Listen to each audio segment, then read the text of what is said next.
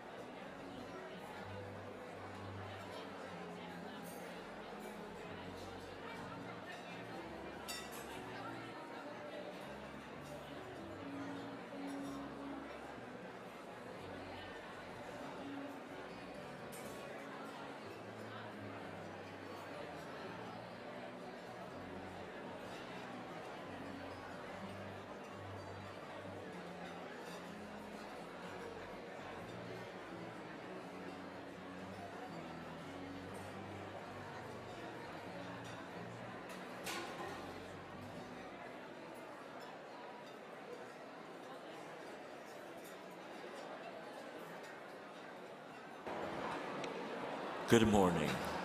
Once again, we kindly ask that everyone please take their seats as our program is about to begin now.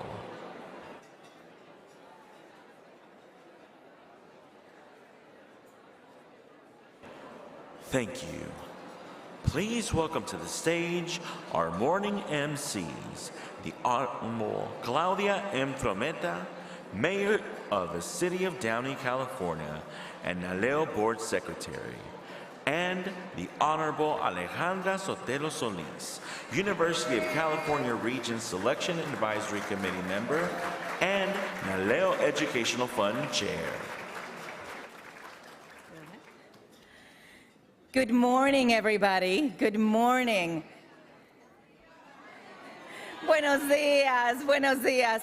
Welcome to day 3 of the NALEO 40th Annual Conference. I hope you participated in illuminating conversations, added to your professional networks, and learned a thing or two and to take back to your jurisdictions. And to kick off our final day, we'd like to hear from our sponsor representatives, Mr. David Lopez, Regional Vice President of Retail Operations for Starbucks Coffee Company's South Central Region. Let's put our hands together for Mr. Lopez.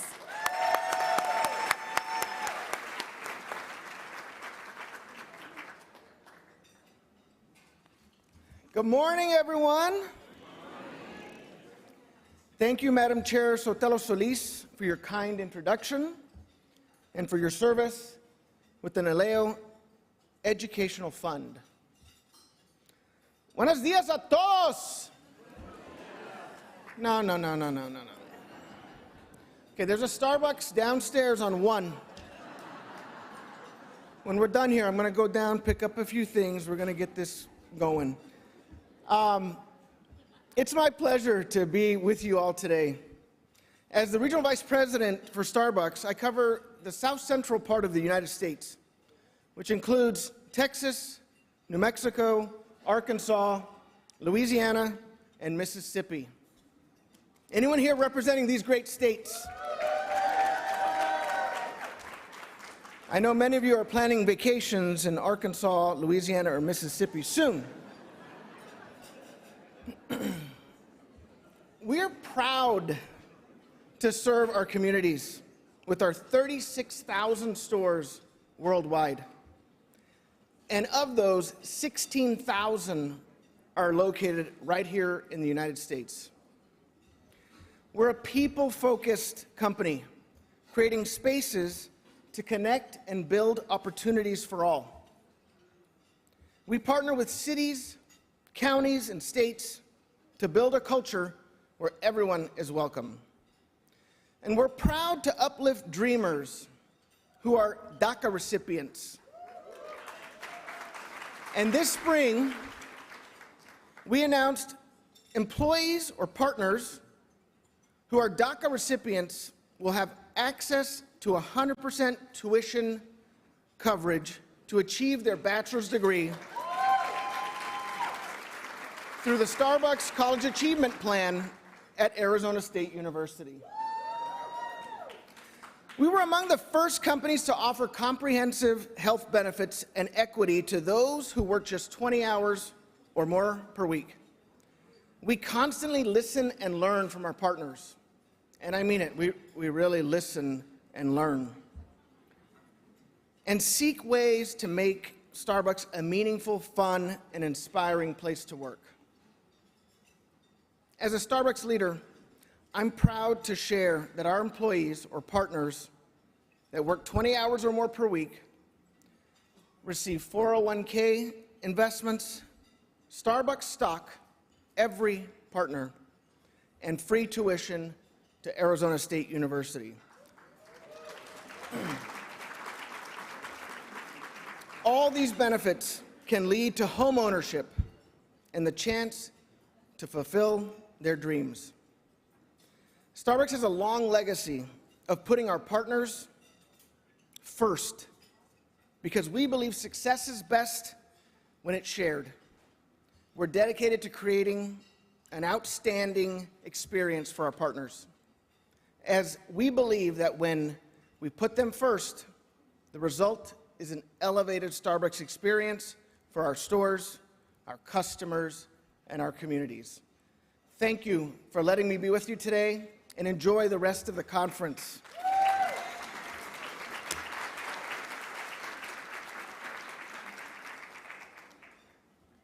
Thank you again to Mr. Lopez for those remarks and for the Starbucks Company for your generous support of our conference. And now, I'd like to welcome to the stage Naleo Service Project host sponsor, AT&T, represented by Ms. Toni Bromberg, Desert States President, and Violence Intervention Program Executive Director, Ms. Margarita Guzman. A round of applause, please.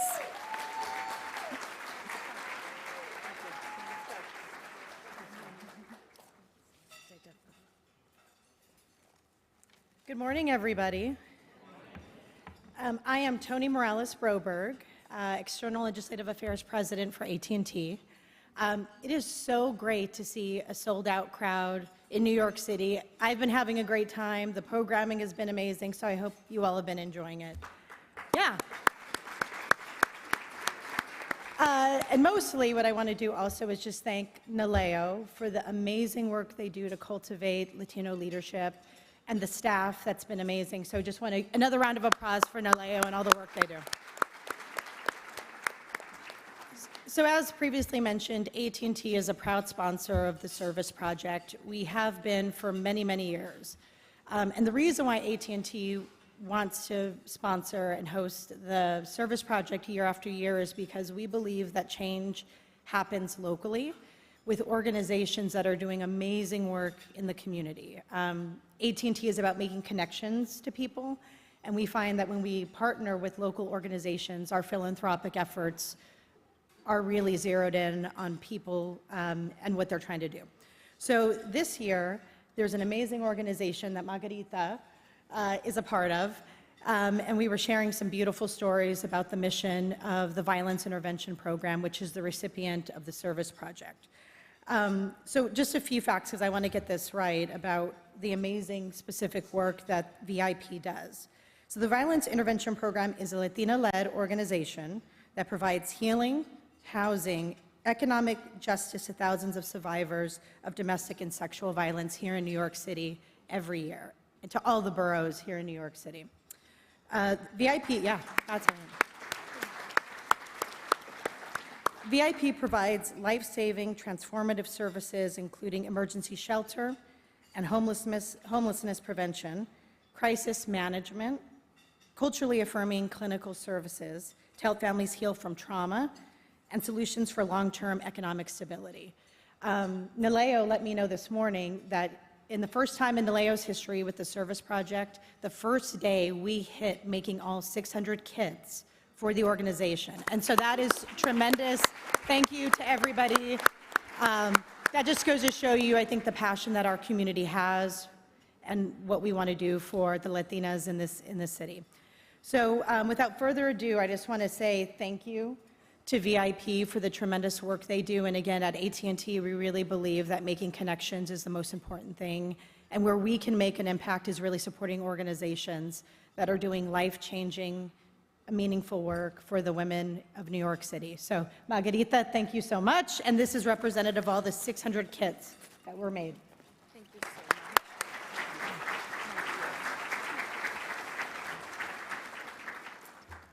Thank you so much.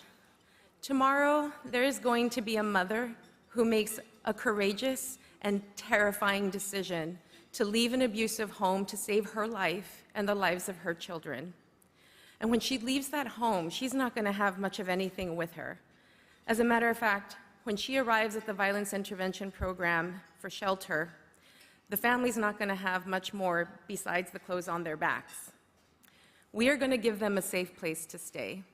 And thanks to you, we are going to give them an emergency kit to help meet all of their immediate needs. And when they open this kit, that mother is going to read a handwritten message by one of you, a message that has hope and solidarity in it. And in a moment when it could have been her darkest, most lonely hour, she's going to know that there is a huge Latino community standing behind her and her children, ready to lift them up.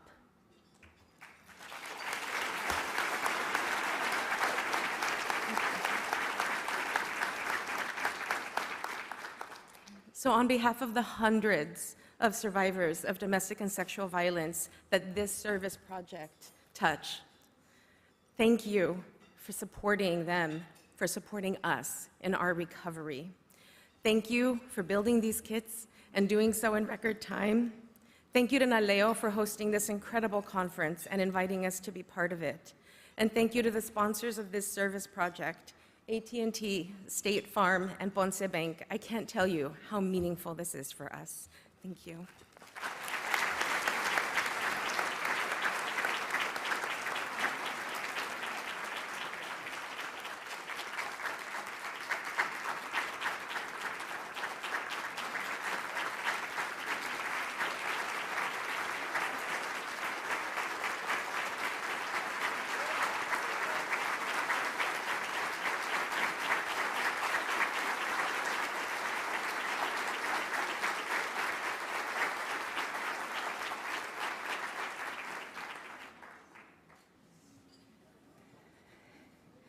Thank you, Ms. Broadberg and Ms. Guzman. We all feel tremendous gratitude that we can assist Violence Intervention Program through this year's NALEO Service Project. And we couldn't do it without the support of AT&T, our other service project sponsors, State Farm and Ponce Bank, and the volunteer participation of all our conference attendees. So again, thank you all. So now I'm thrilled to introduce our next plenary, which I know many of us have been looking forward to. Up next, we will hear from three of our nation's most distinguished appointed officials as they discuss policy issues around migrant and asylum seekers, post-pandemic recovery, and how policymakers, all of you, can partner with federal agencies on solutions to meet the needs of states and local communities. Please put your hands together for our moderator, NBC News national correspondent Gabe Gutierrez, who will introduce the panelists for our next session, Coffee, or Cafecito, with the President's Cabinet, a discussion of Latino leadership in America. Round of applause.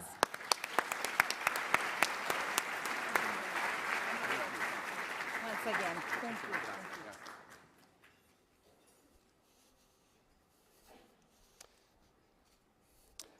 Thank you all. Much appreciated for the invitation. As they said, my name is Gabe Gutierrez. I'm a national correspondent with NBC News. I grew up in Miami. The Floridians. I have been based here in New York for the last 3 years or so. Before that, I was in Atlanta. And I talk about where I've been because it's so important to have geographic diversity. Before that, before I was in Atlanta, I was in Houston for a local station there, and also local stations in Michigan and West Virginia. Before that, I went to school in Chicago. I always like to know where some of you are from. So can those that are from the Northeast please either raise your hand or cheer? From the southern states? From the Midwest?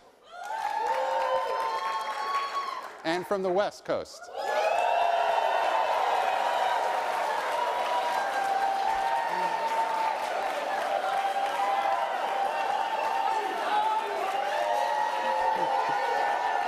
Well,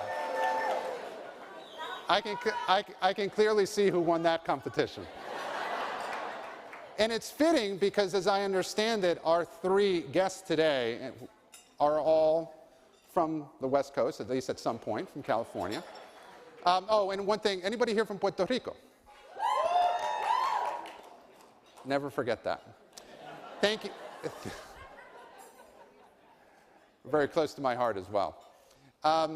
Thank you all for being here this morning. Listen, I want to get right to our event because I know one of our panelists has a very tight schedule especially. So I want to get right to the introduction. We are very honored to have here 3 cabinet secretaries for the first time at this conference. A record attendance at this conference from all accounts. It has been very successful so far. But I want to introduce them first. The Honorable Javier Becerra, the Secretary of the U.S. Department of Health and Human Services. Thank you, Secretary. The Honorable Isabela Casillas Guzman, the Administrator of the U.S. Small Business Administration. Thank you, Administrator. And the Honorable Alejandro Mayorkas, the Secretary of the U.S. Department of Homeland Security. Secretary, thank you. Thank you all for joining us. We were going to do some brief opening remarks. However, Secretary Becerra, I understand you need to leave within 30 minutes or so, so I want to get right to questions. Listen, I want this to be very conversational. This is a coffee with the President's cabinet. Yeah, where's the cafecito? Yeah, cafecito. We're missing the cafecito, unfortunately. No, small business, small business. There you go. So we plan to touch on several topics, including immigration, COVID relief, and also the importance of having Latino representation at the highest levels of government. And I'm very honored to be here on the stage with you, 3 high-ranking officials in the Biden administration. I want to start with the topic of immigration, and I want to start with Secretary Mayorkas. Secretary Mayorkas, as you no doubt know, a very controversial issue, and we're here in New York City, where there have been local officials, including New York City Mayor Eric Adams, who have criticized the Biden administration over its response to immigration.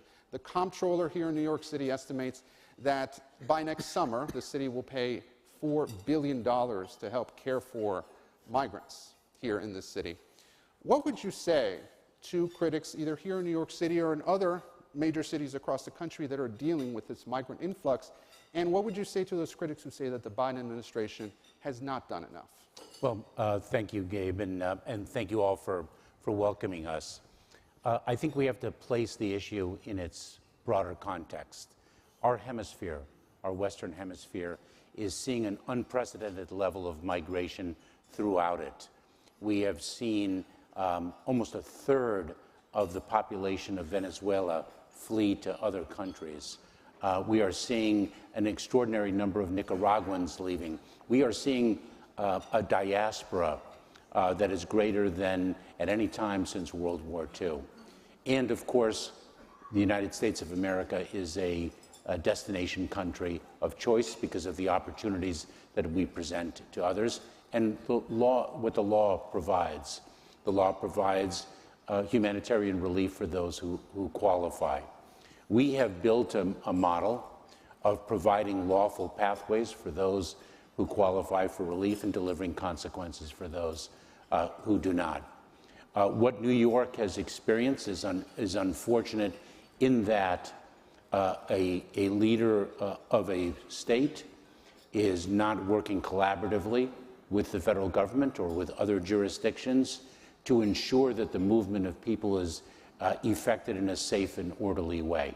And what we have done with the support of Congress is stepped in and provided financial relief to interior cities so that they can address the needs of individuals who have sought asylum in the United States. That is who we are. And Secretary, you brought out, you mentioned leader of a state. You're referring to Texas Governor Greg Abbott, correct? I am.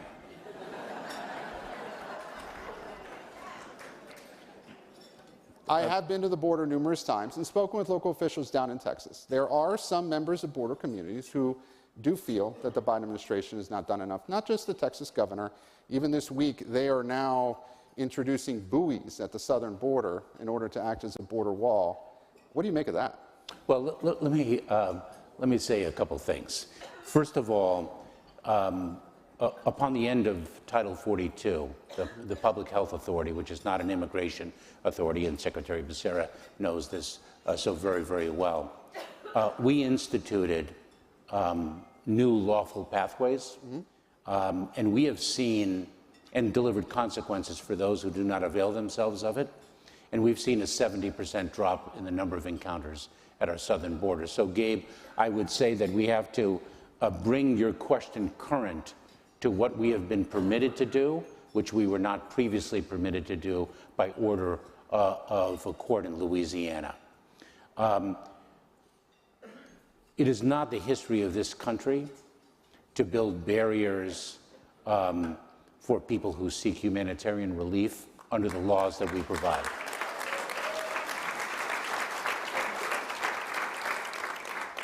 Thank you very much, Secretary. I'll return to that topic, but I want to also include the SBA administrator here and ask about small businesses and the impact that the migrant influx of the last year or two has had on small businesses. And one question in particular, I know the E-Verify program is actually under the Department of DHS, but small businesses are now having to deal increasingly with this program. In Florida, during my day job, I cover the GOP primary, and one candidate in particular, Governor Ron DeSantis, has expanded the use of E-Verify in Florida. There are other Republicans in many states that are trying to do the same. Although it is controversial, some Republicans actually don't think it's a good idea because it might hurt small businesses. Where do you stand on this, and what do you tell small businesses that are having to navigate in this increasingly complicated landscape?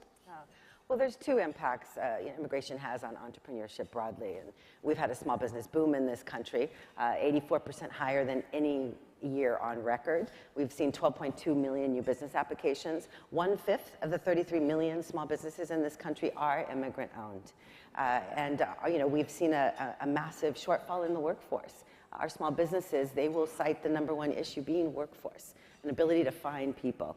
And so it's been the lack of immigration over the last several years that has also hurt our small businesses from the workforce perspective, which is their #1 issue.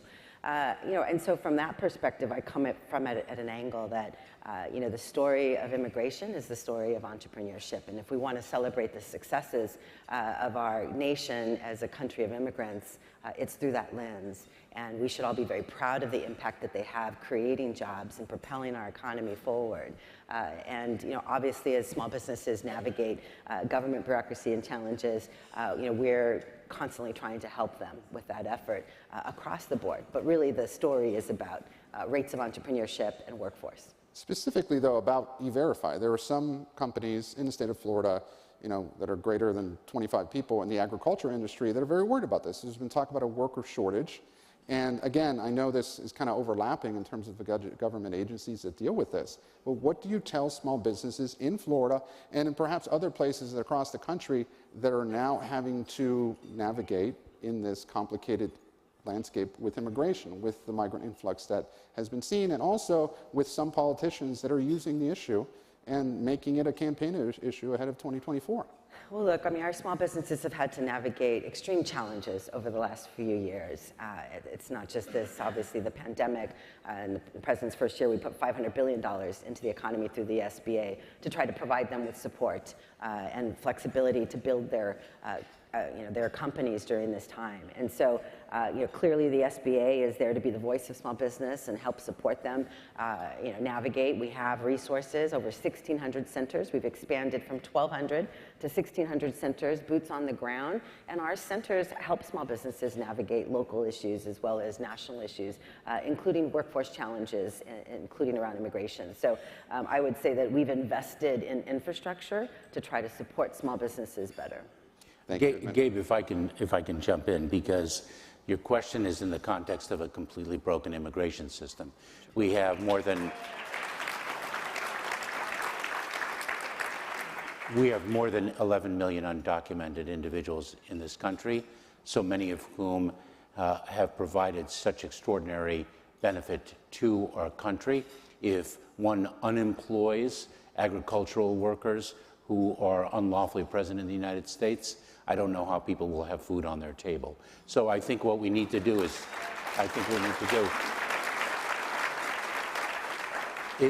we need leaders to address what everyone agrees is a broken system.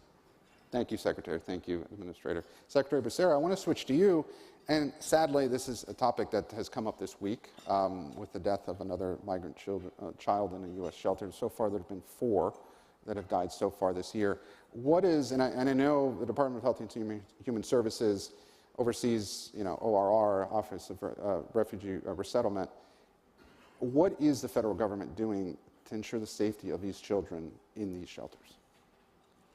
So, Gabe, first, if I can just say to our brothers and sisters in Naleo, it is just a tremendous honor to be with you. The 3 of us, plus Secretary Cardona, want to let you know that with pride, we take a look at the growing number of people who attend Naleo every year, because it is the fountain from where many of us are able to build and have more. And so thank you very much.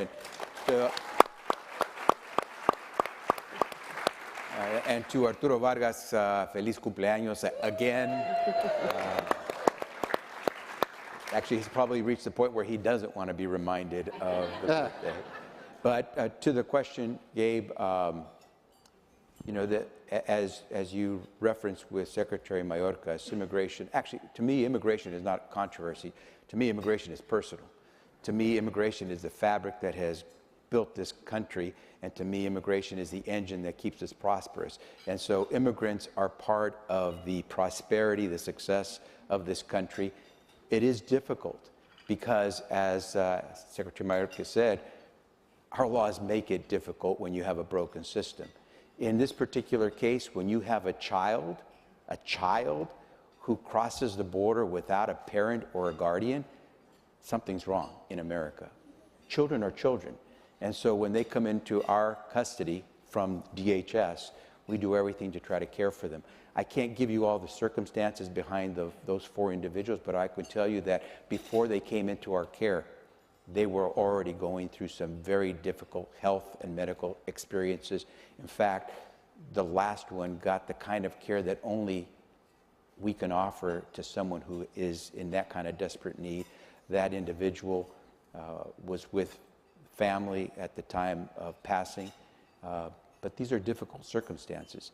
And for anyone to try to turn that circumstance into something that's an attack on an administration that has, at least as far as I know, under my watch, when it comes to these children, we treated them as children. We don't cage them.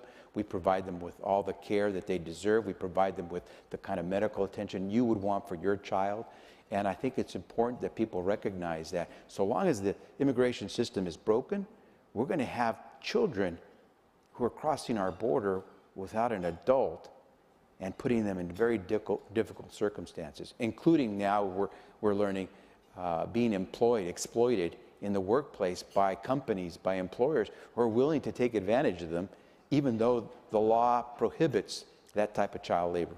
And Secretary Becerra, I agree with you that it is such a difficult issue in the sense that it's heartbreaking to see these children down at the border and to see when they come down unaccompanied. In my many trips down there, it is among the hardest things that I've had to witness. And I did want to bring up, my next question was actually what you alluded to, the child labor allegations. And I wanted you to address them, and what is HHS doing to help with that? I know over the last several months it has made headlines, and I wanted to get you to respond The New York Times has been reporting on this. One of the statistics in there has been that HHS has lost contact with more than 85,000 unaccompanied minors over the last 2 years. I know there's been some dispute on whether that really means that they're lost or not, but I wanted you to address that, and I wanted you to tell those here, what is HHS doing to make sure that these kids are cared for? I'll let you answer that. Yeah, the circumstance that we really need to focus on and the value of these articles are that they point out what I think many of us have known. My father started working after the 6th grade. He couldn't continue because he had to help his family. And so from the age of 6, from the age of whatever it is when you're in the 6th grade, he started working mostly in the fields up and down the state of California. It is the circumstance of life that makes it very difficult. No child who comes into our custody, no unaccompanied migrant child who comes into our custody, goes out and works. We care for them as children. Once those children leave our custody and they are placed in the care of a vetted sponsor, that's when the employers go out and prey on them. And so the difficulty, Gabe, is this, that the circumstance of that child who is here temporarily while they're undergoing their immigration proceedings for asylum is that they're somewhat in limbo. They're caught. And what happens after they leave our custody, where they are not allowed to go work, where they are kept and provided with the care and services you would expect of any child, is that you have employers who are willing to put them to work midnight shifts in work that even is dangerous for adults. We need to go after those who are willing to put children at risk.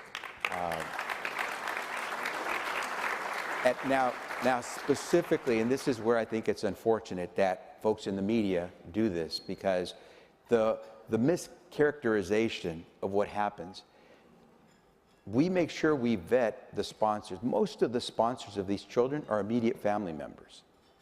About a third of them are actually the parents of these kids that we place them in the custody of. What happens is that though that number that you're hearing about 85, if there were 85,000 children lost in America today, wouldn't you be investigating that? Wouldn't you be reporting on it? Well, the New York Times did. Yeah, well, they reported that they were lost. Have they done a follow-up article to say they figured out where all these 85,000 kids are that are lost? They're not lost.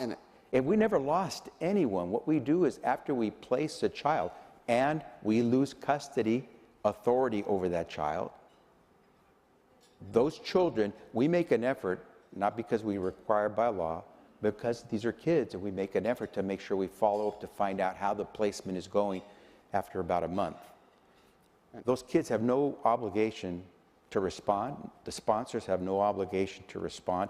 And so what happens is, do you ever try to call your kids and they don't answer the phone? Mm-hmm. Well, we track if they answer the phone when we try to reach them. That we didn't reach them doesn't mean that they're lost. What the reporter said is that we lost those kids because they didn't respond to the phone call, which is absolutely a misrepresentation. And it's unfortunate because it loses focus on the fact that these kids, to the degree they are being required or forced to work, they're being violated, their rights are being violated by these employers. And so reporter sends everybody off to HHS when the culprits here are the folks that are employing these kids in violation of the law, these companies and employers that are taking advantage of these kids. And Secretary, understand all that, and I do understand it can be difficult to reach these children.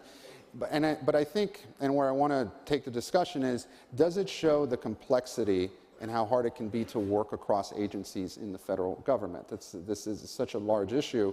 And what you're describing sounds to be like, are you saying that the Labor Department should have done more in order to, check on these children? See, the difficulty is that no one ever expected that it would take 4 or 5 years for a child's asylum case to run through the process. So we never had circumstances in the past where a child was in limbo for 4 or 5 years. So the law, the laws that apply, that Congress wrote, never gave HHS jurisdiction over these kids after we find a vetted sponsor. We have custody over them only while they're in our care. Department of Labor doesn't have custody over these kids. I think everyone thinks in terms of a foster care program. When a state sends a child to a home in a foster care program, that state still has jurisdiction over the child. If those parents aren't taking care of the child, you can bring that child back. When we have placed a child in the care of a sponsor, we don't have authority to bring that child back. And so, Gabe, what happens is there is no net for these kids when it comes to the exploitation by these employers.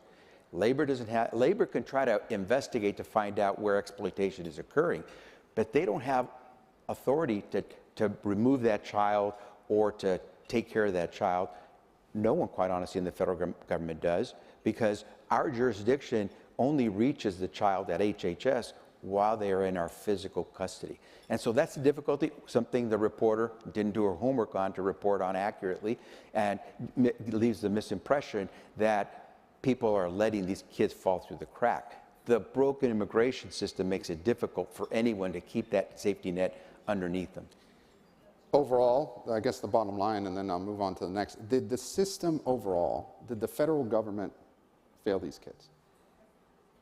The broken immigration system has absolutely failed these kids because, as I think Secretary Mayorkas would tell you, as I think Administrator Guzman would tell you, kids are kids. No child should be crossing the border unaccompanied. No child should have to wait to figure out who can care for them. It is never a good thing, talk to any child welfare expert. It is never a good idea to have a child grow up in a congregate setting with a lot of folks in a dorm type setting. You need to have the love and nurturing.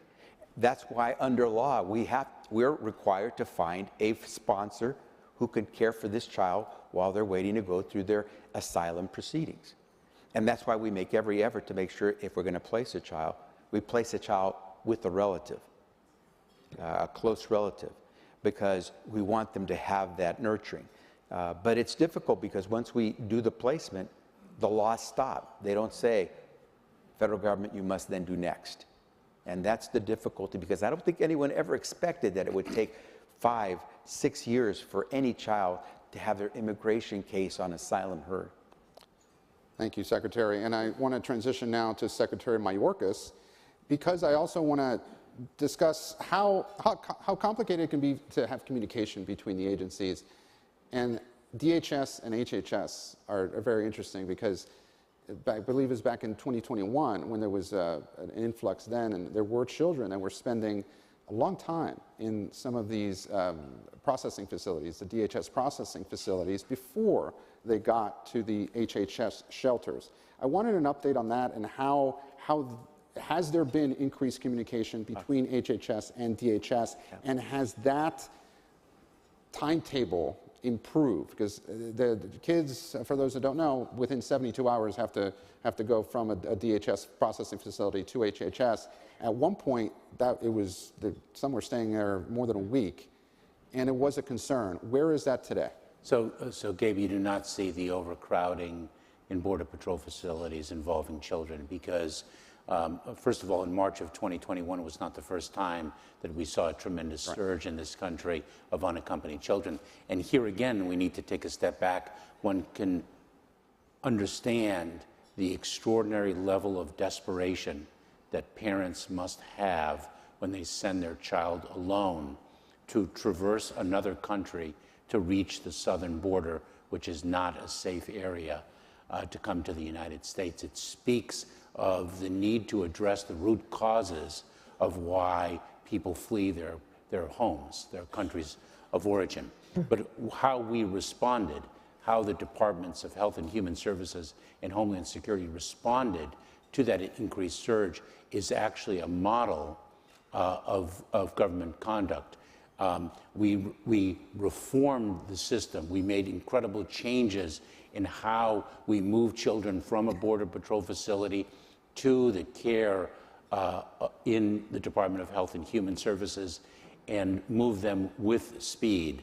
Some of the restrictions that we have are restrictions that are statutorily imposed. And so, for example, under the relevant statute, when a child arrives at the southern border, for example, with a grandparent. Under the law, the grandparent, if the grandparent is not designated as formally as a legal guardian, we are obligated to process the child separately, only with the intent of ultimately reuniting that child with the grandparent. That puts tremendous strain on us, on the Department of Health and Human Services. We have revised and reformed our processes to accomplish that reunification far more swiftly than ever has been the case. Gabe, if I could add? Go ahead. So I'm looking at, I get numbers every day on where we are with the children. We track them because there was a point in 2021 when the numbers were difficult to handle because the previous administration had dismantled the infrastructure to take care of kids. Remember, they didn't want families in, so they dismantled the architecture we had for licensed care facilities for these children. And so it was difficult. There was a point where Secretary Mayorkas and his team were having difficulty processing everyone coming through the border, including the unaccompanied migrant kids. Today, I can tell you that it takes on average less than 24 hours for a child to be assigned by DHS over to HHS.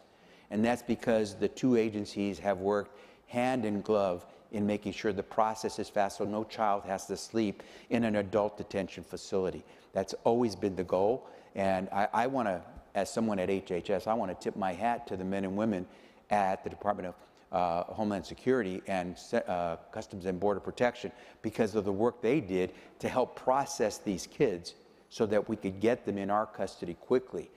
It takes now about less than 3 hours for us to get them processed in what used to take days. And so you no longer see a child sleeping at a detention facility under the jurisdiction of DHS.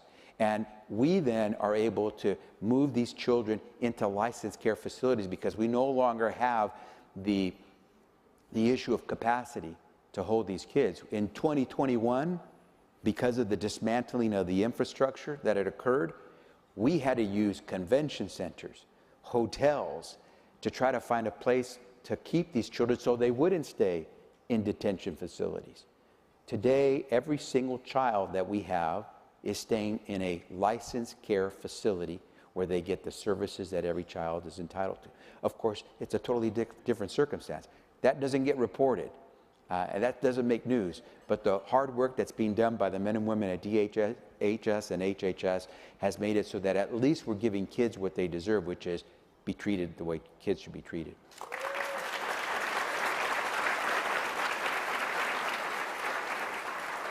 Thank you, Secretary. I want to switch to Administrator Guzman and a different topic, COVID relief. And I know your agency, the SBA, has been under the microscope for some of the COVID relief money that was given out.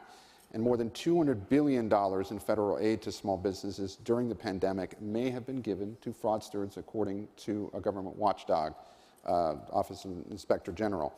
How do you respond to that? That potentially 17% of the $1.2 trillion that were dispersed might have been fraudulent. Was the federal government too quick to give out this money or to give out these loans? Yeah, I mean, let's talk about the economy for a minute. I mean, we've had our nation leads amongst all of our global nations in terms of our economic recovery. Bidenomics is working, investing in America, making sure that we can lower costs, build infrastructure, create the clean energy economy of the future to save so many of your communities from the impacts of climate change, which the SBA sees firsthand with disaster relief, including COVID relief. We've seen incredible records of low unemployment in historic levels in the Latino community, and we've seen a small business boom. With 12.2 million new business applications. Latinos are leading on that right now. Latinos are 1 in 6 of every small businesses, and in addition, they have the highest rates of starts. And so that's the landscape of where we are with our economy.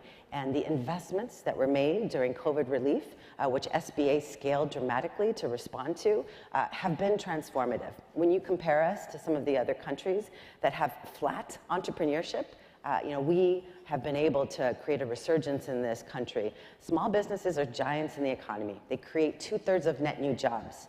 They employ half the workforce. As well, they produce 40% of the economic output. More importantly, they make the products and services that we depend on in our everyday lives and to solve global problems.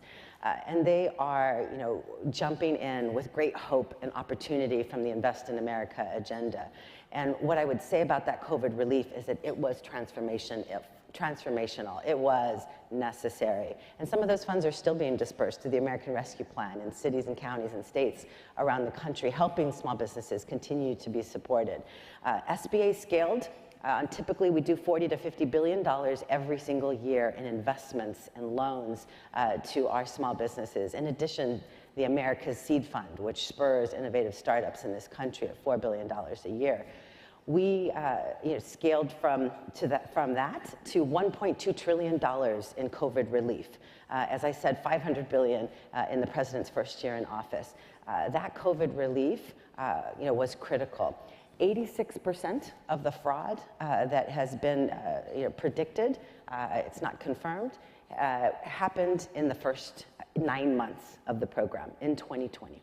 And as soon as we came in, President Biden was focused on making sure that our funds got into the hands of the smallest of the small businesses, those solopreneurs who depended on those funds to be able to continue to have their established business grow and be successful through COVID. And we were successful. GAO did an audit and found that we were able to get to underserved communities and smallest of the small and drive down that loan size, or that forgivable loan size, to help our small businesses around the country.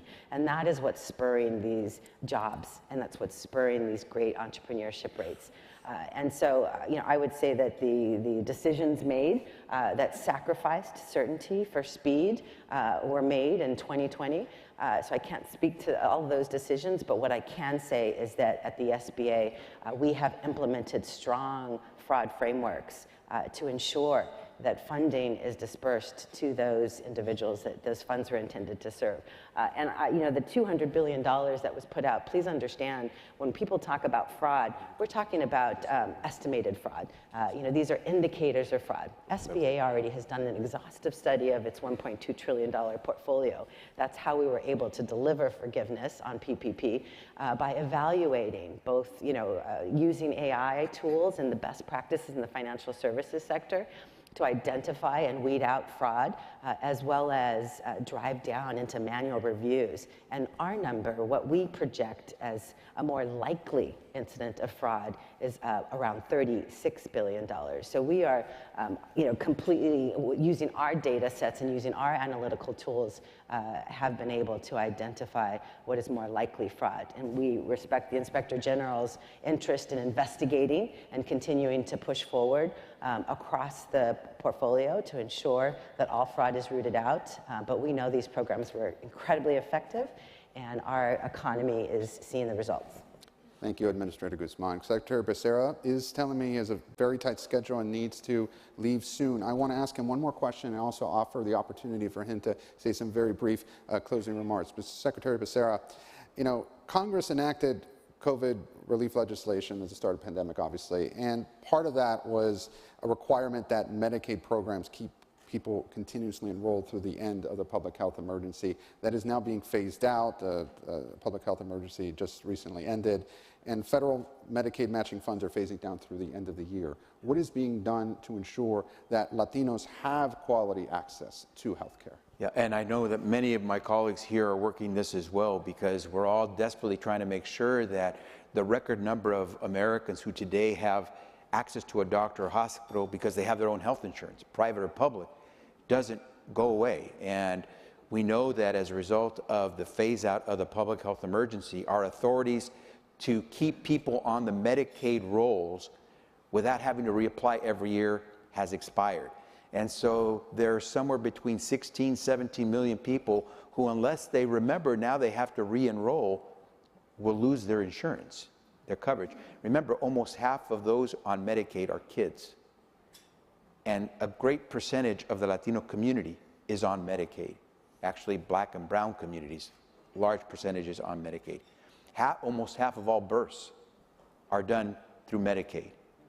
And we're going to lose people unless we work really hard. So we've been working, Gabe, with our state healthcare leaders, Medicaid agencies, because states run the Medicaid program, but we're working with them. We're giving them flexibilities to try to help keep people on until they confirm that folks do or do not qualify.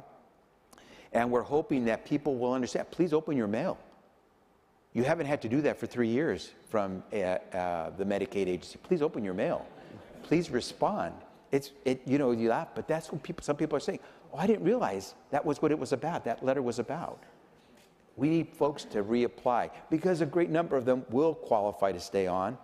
Those who don't, by the way, will probably qualify for whether it's Obamacare or private insurance because they're now working and have an employer offers insurance, be able to get it. But they have to know. And that's where we need your help because we're trying to prevent us from losing all those Americans who have that peace of mind of having access to a doctor or a hospital because they are insured. There are more Latinos who have health insurance coverage today than ever in the history of the United States. There are more people, Latinos who have their health care through Obamacare than ever before. In fact, we saw the greatest increase in the number of people enrolled in Obamacare in the Latino community, a 53% increase over the previous year. Why? Because we went where people were. We didn't wait for them to come to us to apply. And so we're working that. I'm glad, Gabe, you asked that question. I asked my two colleagues for indulgence because I do need to leave. I know that you're going to be left in good hands. If I could close by just saying one last thing, Gabe. Yes.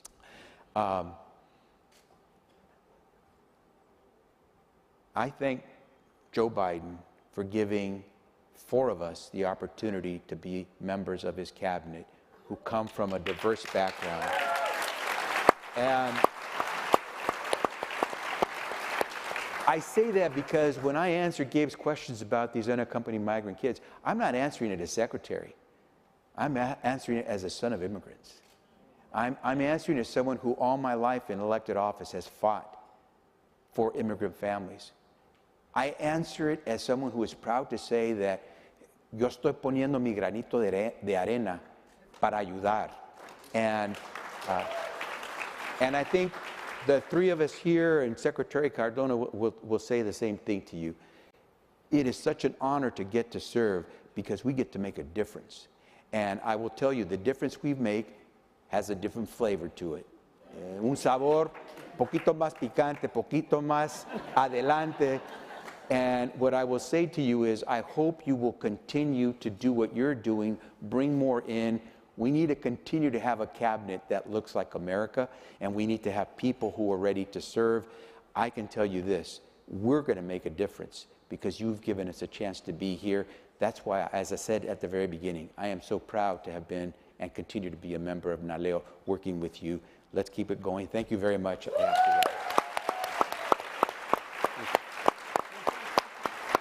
Thank you very much, Mr. Secretary. Javier Becerra, the Secretary of the U.S. Department of Health and Human Services.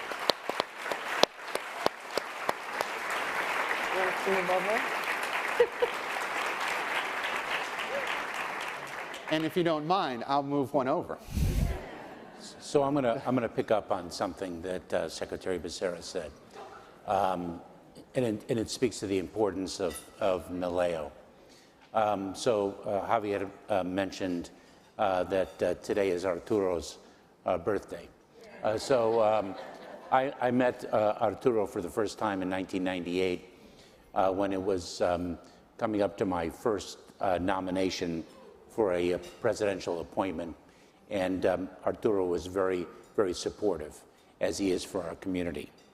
And if one wants to understand what it means to be a member of the Latino community and in a position of responsibility to fight and advocate for the advancement of one's community, one has to listen to Arturo's speech when he received the very prestigious award, the Otli Award, from the Mexican government in Washington, D.C. It is one of the most beautiful, poignant, powerful speeches about an individual who draws from his heritage to define his advocacy for a better world. That is what we're all striving to do, the ethic of ensuring that one's child enters a world better than the one oneself entered. Arturo speaks of that so beautifully, drawing upon the meaning of his mother in his life and his Latino heritage. It's something that I would recommend to all of you. That's great. And I do want to add, as well, because this is, I want everyone to, just appreciate and reflect a little bit about what Secretary Becerra said as well, because this is the most diverse cabinet in history, and diverse teams outperform. We know that through business and in the government halls that you all occupy. We need that voice out there, and so it's critical that President Biden has made the decisions he's made to make sure that his team reflects the communities that he wants to see elevated and be able to take advantage of the great opportunities that this country represents. He always defines America as possibilities, and that really is what our community is all about, that hope and endless pursuit of happiness for our families, of advancement for our families. And I grew up in a small business family and saw my father work so hard to really create that American dream of business ownership for us, my siblings. And so it's powerful to be able to lead at the federal level the advancement of that American dream of business ownership so that all of our communities can thrive. Thank you, Administrator. And Mr. Secretary, we're getting to the end of the session, but I wanted to ask you this question. The rate of anti-Latino hate crimes has continued to rise in the U.S. Just last week, the gunman in the El Paso shooting, that horrible shooting, was sentenced. And that shooting and others have really brought the issue to the forefront. So I want to ask you a two-part question. One, what is DHS doing to combat domestic terrorism against Latinos? And secondly, something I have been hearing on the campaign trail increasingly is the rhetoric using the word invasion. Yeah. So how do you respond to that?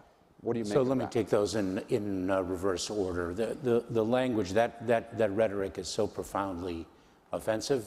As a matter of fact, language matters. And at the beginning of this administration, we issued a policy in the Department of Homeland Security that we would not refer to individuals as illegal aliens, but rather as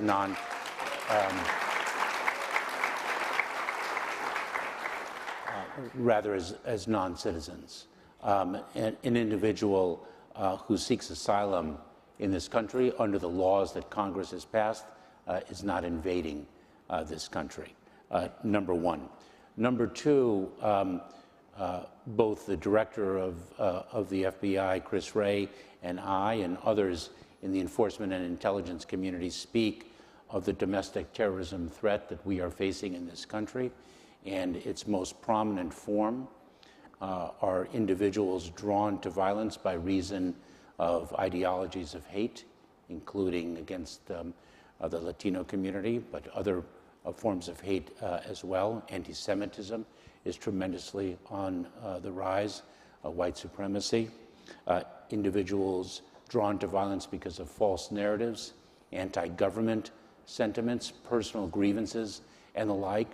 And our work to empower and equip local communities to address this is one of our highest priorities in the Department of Homeland Security. We have grant funding, we have education programs, we have advisors in every state that help local communities understand how to identify the signs of when somebody is descending down a path to radicalized violence, how to secure one's facilities without making them less welcoming.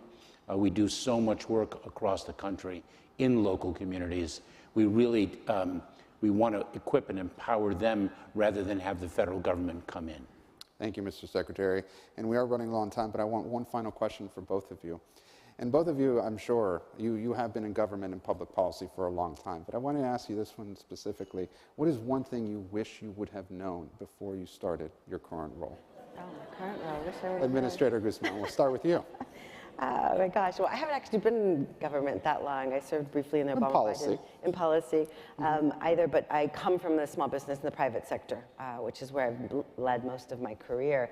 But I knew, eyes wide open, going into it, what it takes to innovate in government and what it takes to try to transform institutions. And so that I was aware of. But I mean, if we're going to get into the nitty gritty, the only thing is just the demand on a principle of just constantly being on the road. It's one of my great pleasures as well. I mean, that's why I'm doing the Biden-Harris Latino Prosperity Tour and kicking off in Tucson with Mayor Romero, but continuing on. Continuing on around the country into communities, but I would say that the grueling schedule is maybe what I didn't be aware. I've been in 6 cities in 5 days. I'm heading back and up and down the coast, back to Houston tomorrow, and that's demanding. Yeah. So a slow week. Yeah. It's not a substantive issue, but I'm giving you a reality. Mr. Secretary, I'll ask you the same question. So Gabe, I don't know if I'm in my 22nd year of government service or thereabouts. It's not, I think, what I wish I had known. It's what I wish others would know, and that is how extraordinary the people in government are and how committed they are to the mission of making things better for others.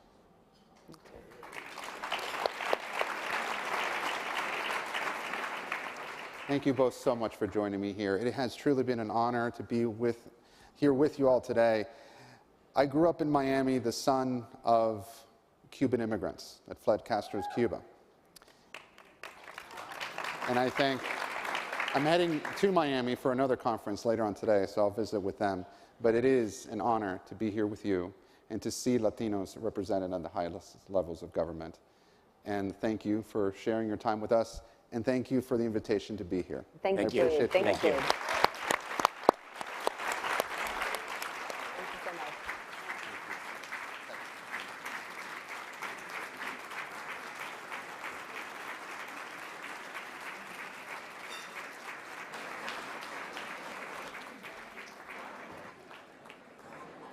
That concludes our Day 3 breakfast programming. Be sure to meet here back at noon for lunch, followed by our final NALEO 40th Annual Conference plenary, the NALEO Presidential Candidate Forum at 1 p.m. Until then, we have plenty of breakout sessions for you to enjoy. Head up to the 7th floor or check your conference app for details. Thank you.